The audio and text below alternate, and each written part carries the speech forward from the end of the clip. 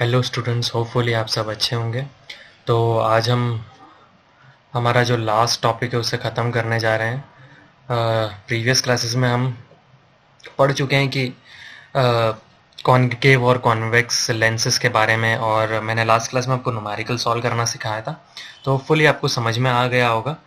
तो चलिए आज की क्लास हम स्टार्ट करते हैं नए टॉपिक से। तो वही मेरा जो पहले का जो तरीका है उसी तरीके से मैं आपको क्वेश्चंस पूछूंगा और उसका सोल्यूशन प्रोवाइड करूंगा। ठीक है, क्वेश्चंस पूछूंगा, आप लिखना चाहे तो लिख सकते हैं, आंसर्स मन में सॉल्व करना चाहते हैं, जैसा आपको ठीक लग रहा है वैसा आप इसे सॉल्व कीजिएगा। तो क्वेश्चन नंबर फर्स्ट है हमारा कि what is the unit of the power of lens. Power of lens की यूनिट क्या है मैं बता चुका हूँ प्रीवियस क्लास में, इम्पॉर्टेंट क्वेश्चन है। पावर ऑफ लेंस की डेफिनेशन भी अगर आती है तो वेल इनफ है आपको, और पावर ऑफ लेंस का फॉर्मूला भी आता है तो अभी बहुत अच्छी बात है।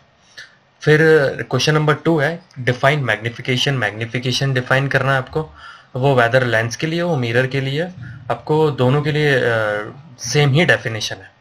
और लास्ट क्वेश्चन है वो लेंस से लिया है मैंने, इनफैक्ट कॉनकेव लेंस से लिया है। तो क्वेश्चन है कि जब ऑब्जेक्ट जो होता है वो इन्फिनिटी और ऑप्टिकल सेंटर के बीच में होता है तब इमेज जो होगी वो कहाँ बनेगी, आपको उसका आंसर बताना है इन अ कॉनकेव लेंस के अंदर। तो कॉनकेव लेंस में फिर अब जब भी ये क्वेश्चन पूछा जाए तो आपको पता लगाना है कि दोनों में से कौन सा लेंस है। तो कॉनकेव लेंस है। कॉनकेव लेंस में कितने डायग्राम थे? 2 डायग्राम थे। पहला वाला डायग्राम है कि दूसरा वाला? ये दूसरा वाला रे डायग्राम है, वहां से ये क्वेश्चन पूछा है। तो देखिए क्वेश्चन नंबर फर्स्ट का आंसर मैं सोल्यूशन प्रोवाइड करवा रहा हूँ आपको, वीडियो को पॉज करके आंसर देने की कोशिश कीजिएगा। चलिए तो मैं क्वेश्चन आंसर बता रहा हूँ। क्वेश्चन नंबर फर्स्ट का unit of power of lens जो है वो है डायप्टर, जिसको कैपिटल डी से डिनोट करते हैं। और भी मैंने आपको डिटेल में बताया था कि अगर पॉजिटिव वैल्यू होती है डी की तो वो कॉन्वेक्स लेंस है, और अगर नेगेटिव वैल्यू होती है तो वो होता है कॉनकेव लेंस होता है। अंडरस्टूड? मैं बता चुका हूँ प्रीवियस क्लास में आपको। फिर मैग्निफिकेशन का फॉर्मूला क्या होता है? इसका फॉर्मूला होता है एच डैश अपॉन एच, और इसका जो जो डेफिनेशन है कि it is the ratio of the height of the image to the height of the object. ठीक है, ये लिख सकते हैं, एंड भी लगा के लिख सकते हैं, जैसा आपको कंफर्टेबल लगता है।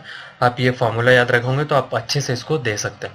फिर हम क्वेश्चन नंबर थर्ड और लास्ट और फाइनल क्वेश्चन पे बढ़ते हैं कि कॉनकेव लेंस में इमेज अगर ऑप्टिकल सेंटर और इन्फिनिटी के बीच में होता है, यानी कि anywhere in the front of the anywhere in between infinity and optical centre, तो आपका आंसर होगा between F1 and optical centre और same size in front of the lens लिखोगे तो बेटर रहेगा।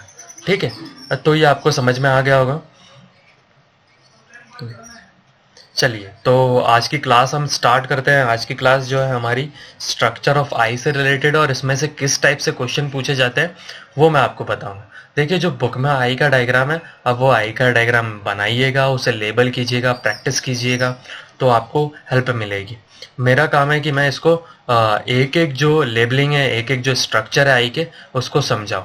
तो हमारा जो पहला स्ट्रक्चर है वो है स्क्लेरा। ठीक है, स्क्लेरा जो है ये आउटर मोस्ट कवरिंग होती है आई की, जो सेफ्टी प्रोवाइड करवाती है। ये वाइट एंड ओपेक होता है और ट्रांसपेरेंट होता है।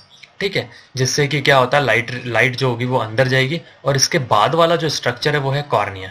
कॉर्निया जो होता है वो बल्ज पार्ट होता है आगे का, आई का जो बल्ज पार्ट आप देख पा रहे हो वो कॉर्निया कहलाता है। और इसके अंदर से लाइट रे जो होती है वो एंटर करती है। फर्स्ट जो होती है लाइट रे कहाँ एंटर करेगी, तो कॉर्निया आपको वहां मेंशन करना होगा आंसर में। फिर हमारा जो थर्ड पार्ट है वो है आयरिश। आयरिश भी इंपॉर्टेंट पार्ट है। देखिए आप इधर डायग्राम में कि आयरिश किस टाइप से दिखता है। ये कॉर्निया के जस्ट अंदर इनसाइड होता है। जो इस पर्सन की ब्लूइश आई दिख रही है आपको, वो वाला जो पार्ट है वो कॉर्निया सॉरी आयरिश है। ये जो आयरिश है इसका फंक्शन आपको याद रखना है। ये जो होता है कॉर्निया के बिहाइंड होता है, और dark muscular diaphragm that control the size of pupil. यहाँ बात आ गई है प्यूपल की। तो प्यूपल क्या होता है? देखिए प्यूपल जो ये ब्लैकिश पार्ट होता है, आपको देख पा रहा है, ये आई के बीच में जो होता है, ये ब्लैकिश पार्ट जो होता है ये प्यूपल कहलाता है। और ये एक सर्कुलर फॉर्म में होता है, और इसमें जब लाइट रे, ये अमाउंट ऑफ लाइट रे को कंट्रोल करता है। जब लाइट अंदर जाएगी तो ये कॉन्ट्रैक्ट होगा और रिलैक्स होगा। तो वो कैसे डिपेंड करेगा? देखिए जब लाइट रे कम होगी, डिम लाइट होगी, तो ये इसकी साइज जो होगी प्यूपल की इंक्रीज हो जाएगी, और जिस कारण हमें थोड़ा धुंधला दिखाई देगा लेकिन थोड़ा धुंधला ही दिखाई देगा। तो जब भी आप नोटिस करना इस चीज़ को, आप मिरर के सामने खड़े होकर लाइट बंद करोगे और ध्यान से अगर उस ब्लैक पोर्शन को देखोगे तो वो जो अपर्चर होगा वो बड़ा हो जाएगा। और जब लाइट जब ज़्यादा आप देखोगे कि सूरज की रोशनी में, धूप में अगर आप जाओगे तो वो प्यूपल जो होता है बहुत छोटा हो जाता है। तो ये लाइट के अमाउंट को कौन कंट्रोल करता है? तो प्यूपल कंट्रोल करता है। तो बहुत अच्छे से याद रखना आप इसको।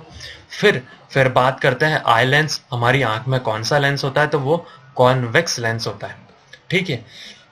और ये इलास्टिक मटेरियल का बना होता है, क्रिस्टलाइन लेंस होता है जो हेल्प करता है हमें देखने के लिए। ओके, फिर इसके बाद बात करते हैं एक्वस ह्यूमर की। देखिए अभी तक हम कौन कौन सी लेबलिंग पढ़ चुके हैं। हमने स्क्लेरा पढ़ा है, कॉर्निया पढ़ा है, आइरिश पढ़ा है और प्यूपल पढ़ा है। तो एक्वस ह्यूमर क्या होता है? एक्वस ह्यूमर एक लिक्विड प्रेजेंट होता है। और ये लिक्विड किन के बीच में प्रेजेंट होता है? ये प्रेजेंट होता है कॉर्निया और आई लेंस के बीच में। जो लिक्विड प्रेजेंट होता है ये एक्वस ह्यूमर कहलाता है। और ये काम वर्क क्या करता है? ये मेंटेन करता है प्रेशर को, आई लेंस के प्रेशर को मेंटेन करता है और न्यूट्रिशन प्रोवाइड करवाता है कॉर्निया और दूसरे पार्ट्स को। ठीक है, समझ गए होंगे कि मैं क्या कहना चाह रहा हूँ आपको। न्यूट्रिशन मतलब जो फूड या मटेरियल जो चाहिए कॉर्निया और दूसरे पार्ट्स को वर्क करने के लिए, वो फूड प्रोवाइड करवाता है ताकि वो वर्क कर सके। समझ गए? चलिए 6 जो होते हैं, 6 पार्ट्स हम पढ़ चुके हैं आई लेंस के। फिर हम बात करते हैं क्रोइड की। क्रोइड जो होता है ये एक स्क्लेरा के जस्ट नीचे प्रेजेंट होता है, ट्रांसपेरेंट मेम्ब्रेन होता है ये, जो ऑक्सीजन और न्यूट्रिएंट्स प्रोवाइड करता है रेटिना को। तो बात करते हैं रेटिना क्या होता है, ये हम थोड़ा आगे पढ़ेंगे। लेकिन रेटिना बहुत इंपॉर्टेंट फंक्शन है आई लेंस का। कहीं से क्वेश्चन ना बने तो प्यूपल से और रेटिना से जरूर क्वेश्चन बनेगा। तो ये दो जो लेबलिंग है वो बहुत अच्छे से करिएगा। बाकी आप थोड़ा थोड़ा तो लर्न करना ही है, सभी लर्न करना है। मैं तो चाहता हूँ कि आप सब कुछ लर्न कीजिए। और क्या करता है ये? It also absorb the same ray of a light to prevent refraction from the eye wall. ठीक है, ये दो फंक्शन होता है क्रोइड के। यहाँ लेबलिंग में देख लीजिएगा क्रोइड कहाँ पर है। ये स्क्लेरा के जस्ट नीचे जो पोर्शन होता है वहाँ प्रेजेंट होता है। ओके, चलिए अब हम आगे बढ़ते हैं। 7 लेबलिंग्स हमारी हो चुकी है। तो अगली ही हमारी लेबलिंग है वो है रेटिना। तो देखिए रेटिना जो होता है वो हमारे आई लेंस के जो पीछे वाला जो पोर्शन है वहां पर आई का जो पीछे वाला बैकवर्ड पोर्शन है वहां आपको दिखेगा। और जहां पर इमेज बनती है, ओके, जहां पर इमेज बनती है उसे रेटिना कहते हैं। जो हमारा कॉन्वेक्स लेंस इमेज बना रहा है और जहां पर इमेज बन रही है वो रेटिना पोर्शन है जहां पर इमेजेस बनती है। और इसका वर्क ये होता है कि इस लाइट रे को ये कन्वर्ट भी करता है इलेक्ट्रिकल सिग्नल्स के अंदर, क्योंकि इनके अंदर बहुत छोटे छोटे सेल्स प्रेजेंट होते हैं, सेंसिटिव सेल्स होते हैं। जब लाइट रे उन पर पड़ती है तो इन लाइट रे को ये कन्वर्ट करता है इलेक्ट्रिकल सिग्नल्स के अंदर। अंडरस्टूड? समझ गए होंगे कि रेटिना का क्या फंक्शन है। स्क्रीन जैसा काम करता है, इमेज बनाने में काम करता है, उन इमेजेस को उन लाइट रेस को कन्वर्ट करता है इलेक्ट्रिकल सिग्नल्स में। फिर बात करते हैं हम विट्रस ह्यूमर। विट्रस ह्यूमर क्या होता है? ये आई लेंस और रेटिना के बीच में जो लिक्विड प्रेजेंट होता है, फ्लूइड प्रेजेंट होता है, उसे विट्रस ह्यूमर कहते हैं। जैसे कॉर्निया और लेंस के बीच में जो लिक्विड प्रेजेंट होता है उसे क्या कहते हैं? Aqueous humour. तो विट्रस ह्यूमर क्या होता है? आई लेंस और रेटिना के बीच में जो फ्लूइड प्रेजेंट होता है उसे हम विट्रस ह्यूमर कहते हैं। चलिए, तो ये तो थे कुछ स्पेशल लेबलिंग्स जो आपको लगभग लर्न करनी है, जो आपको काम आएगी आगे एग्जामिनेशन में। यहाँ से क्वेश्चन पूछा जा सकता है, किन तरीके से क्वेश्चन पूछा जा सकता है मैं बता चुका हूँ आपको। चलिए अब आगे बढ़ते हैं। हमारा अगला टॉपिक है पावर ऑफ अकोमोडेशन। वैसे तो मैं इसे बता चुका हूँ कि it is the ability of a eye lens to converge और diverge the light ray and to form the image on the retina. तो ये था इसका डेफिनेशन, या फिर ये डेफिनेशन भी लिख सकते हैं जो बुक में मेंशन है। When retina is in normal condition the image of an object placed at infinity forms clear on a retina. ठीक है, when object is near to the lens the muscular automatically changes the focal length of the near object. This is called power of accommodation. देखिए simple language में अगर मैं समझाऊँ आपको तो simple है कि जब इन्फिनिटी पे ऑब्जेक्ट प्रेजेंट होता है तो क्या होता है कि इमेज जो होती है वो क्लियरली फॉर्म होती है। ओके, और अगर ऑब्जेक्ट अगर थोड़ा और पास आता है जितना, तो हमारी जो आई लेंस को होता है वो फोकल लेंथ को एडजस्ट करना होता है। ये जो एडजेसेंट जो ऑटोमेटिक चेंज फोकल लेंथ का मेंटेनेंस जो है बाय द मसल्स, इनको पावर ऑफ अकोमोडेशन कहते हैं। और पावर ऑफ अकोमोडेशन के बाद आपको जब डेफिनेशन लिख लो तो ये भी आपको मेंशन करना है कि जो लीस्ट डिस्टेंस विजन है आई लेंस का वो कितना है, वो है 25 सेंटीमीटर, और फार्दर्स डिस्टेंस जो है वो है इन्फिनिटी। ठीक है, लर्न रख लोगे आप, होपफुली आपको ये समझ में आ गया होगा। मैक्सिमम मिनिमम डिस्टेंस हम रीड कर सकते हैं 25 सेंटीमीटर तक, और उससे कम जो है हमें रीड करने में प्रॉब्लम होती है। और मैक्सिमम हम कितना देख सकते हैं, हम देख सकते हैं इन्फिनिटी तक। चलिए, तो अब हमारा नेक्स्ट आगे का टॉपिक है वो है आई डिफेक्ट। देखिए, आई डिफेक्ट आंखों को में कौन कौन सी प्रॉब्लम, डिजीज नहीं कह सकते हम, इन्हें डिफेक्ट कह सकते हैं। और ये डिफेक्ट जो है आपको बहुत अच्छे से आने चाहिए। यहाँ से कई बार, इनफैक्ट 2 बार कंटिन्यूसली बोर्ड से क्वेश्चन बना है, तो इसको बहुत अच्छे से आपको आना चाहिए। तो पहला डिफेक्ट है मायोपिया। ओके, मायोपिया जो होता है इसे हम शॉर्ट साइटेडनेस भी कहते हैं। ओके, दूसरा इसका नाम है शॉर्ट साइटेडनेस। अब शॉर्ट साइटेडनेस क्यों कहते हैं ये मैं आपको बताऊंगा। देखिए, पहले तो डेफिनेशन याद रखनी है। A person which can see near by objects clearly. ऐसा पर्सन जो पास के ऑब्जेक्ट्स तो देख सकता है लेकिन दूर के जो ऑब्जेक्ट्स होते हैं वो नहीं देख सकता, उसे मायोपिया कहते हैं। अंडरस्टैंड? तो इसलिए पास का देख सकता है ना, इसलिए उसे शॉर्ट और साइटेडनेस कहते हैं। अंडरस्टैंड? अब समझ में आया, पास का देख सकता है इसलिए शॉर्ट। लर्न रखने की ट्रिक है ये। और इस डिफेक्ट में प्रॉब्लम जो कॉजेज क्या होते हैं, जो हमारा जो कर्वेचर होता है आई लेंस का, उसमें प्रॉब्लम आती है, आई बॉल में प्रॉब्लम आती है इलॉन्गेशन की।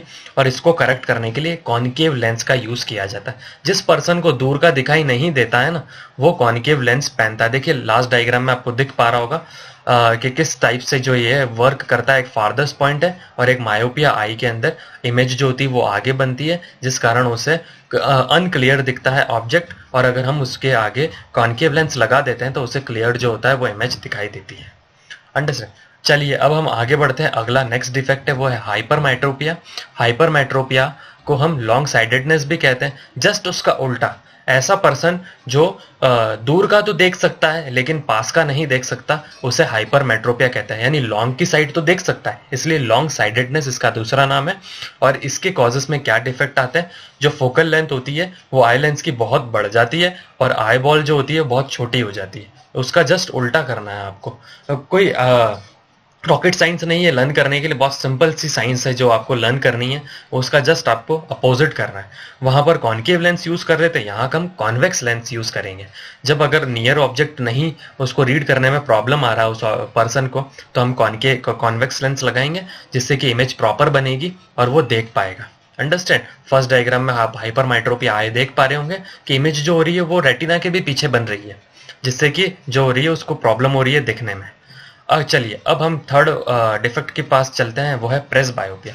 प्रेस बायोपिया जो होता है वो एज के साथ होता है, पावर ऑफ अकोमोडेशन वीक हो जाती है। इसमें जो पर्सन होता है वो पास का भी देखने में प्रॉब्लम आता है और दूर का देखने में भी प्रॉब्लम आता है। और इसमें ये वेरी इंपॉर्टेंट है जो कि आपको याद रखना है, इस कॉज के अंदर जो सिलरी मसल्स जो होती है वो वीक हो जाती है।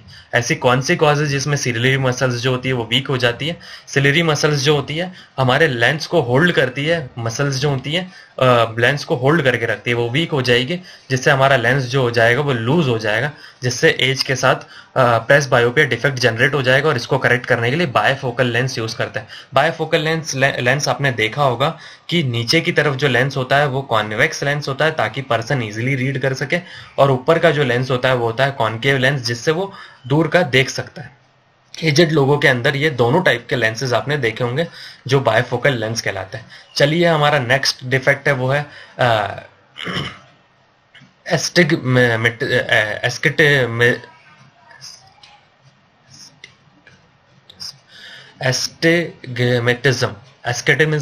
एस्केटिज्म।